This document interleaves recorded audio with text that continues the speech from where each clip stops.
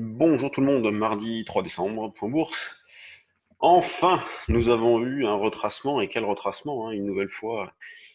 Cela s'est fait dans la violence, en ligne droite, avec bien de l'algo, hein, avec une séance d'hier assez particulière, puisque départ à la hausse peu après l'ouverture, on va chercher la résistance des 5940-45, enfin un double top avec mercredi dernier, puis derrière, patatras, 160 points de baisse en ligne droite, coiffé par la moyenne mobile, comme vous pouvez le voir ici. Alors c'est sûr que dans cette phase-là, sur les poutres synthétiques que nous avions montées précédemment et que nous avions renforcées il y a quelques temps, vous voyez, notamment ce jour-là, là, le 20 novembre, où on vous disait barrez-vous.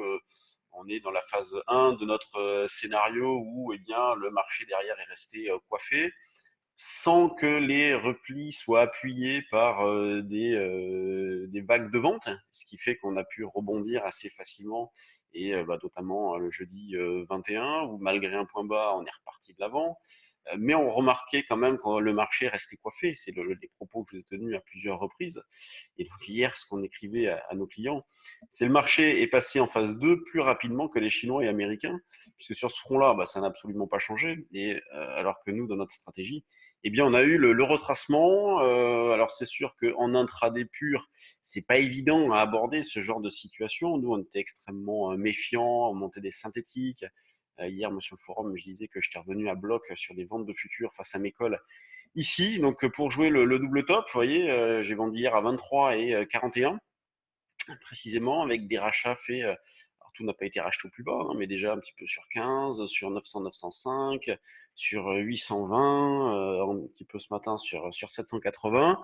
En intraday, on tend vers un biais neutre. Sur le fond, on fait toujours une articulation par rapport au 5007, considérant que tant qu'on est au-dessus, on va dire que la tendance de fond haussière n'est pas remise en question. Mais c'est vrai que au vu du repli d'hier, de la violence du mouvement, donc mouvement,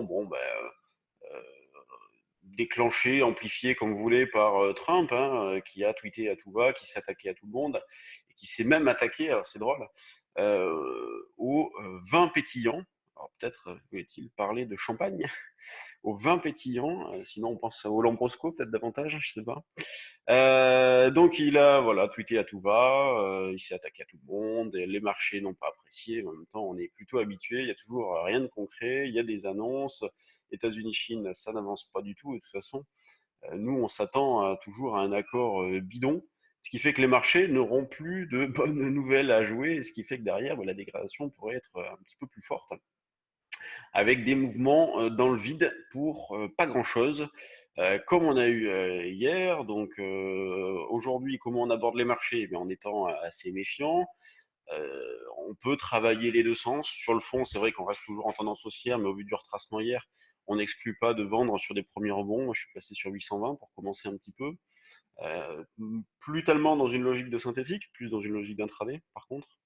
Les achats, on peut les faire aussi sur repli. Alors, pour ceux qui avaient suivi donc les achats de Turbocall, si vous avez pris les 820 que je vous proposais, vous avez été désactivé. Bon, fallait bien s'y attendre, hein, à un moment donné.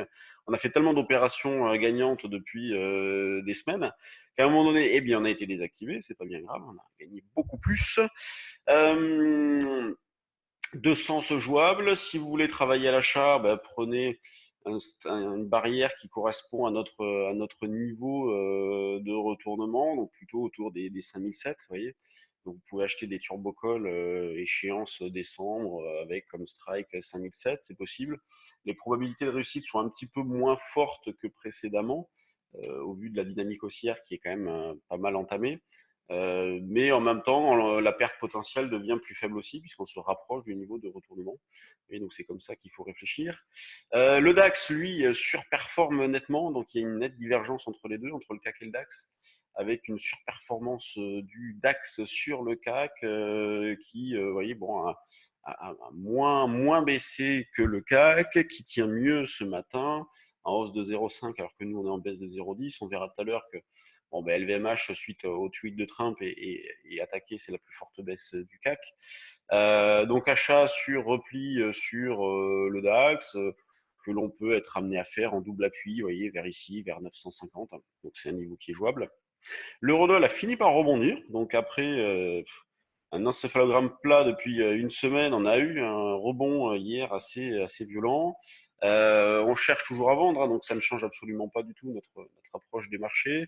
Une vente est possible vers un 10,90. Là, c'est pareil, quand on a un rebond aussi violent, on est méfiant, mais on poursuit toujours dans l'idée de vendre. Donc indice 90, le niveau d'affirmation reste le même. Sur les actions, je vous disais donc bon bah, le luxe plutôt attaqué. Vous voyez les deux plus fortes baisses, Hermès, LVMH, Kering n'est pas bien loin. Donc Hermès moins 5, LVMH moins 6. Vous voyez donc bon, c'est pas méchant non plus, hein, c'est pas des 5% de baisse. Mais ça suffit pour plomber un petit peu, pour rendre tout le monde un petit peu méfiant. Le volume a augmenté un petit peu, vous voyez, on est à quasiment 300 millions. Hier, je sais plus, il me semblait qu'on était à 150 ou 170 à la même heure. Là, on est à 300. Donc, ouais, le volume hier a augmenté un petit peu. On a quasiment fait les 4 milliards. La vol a augmenté aussi, hein, quand on regarde la volatilité implicite.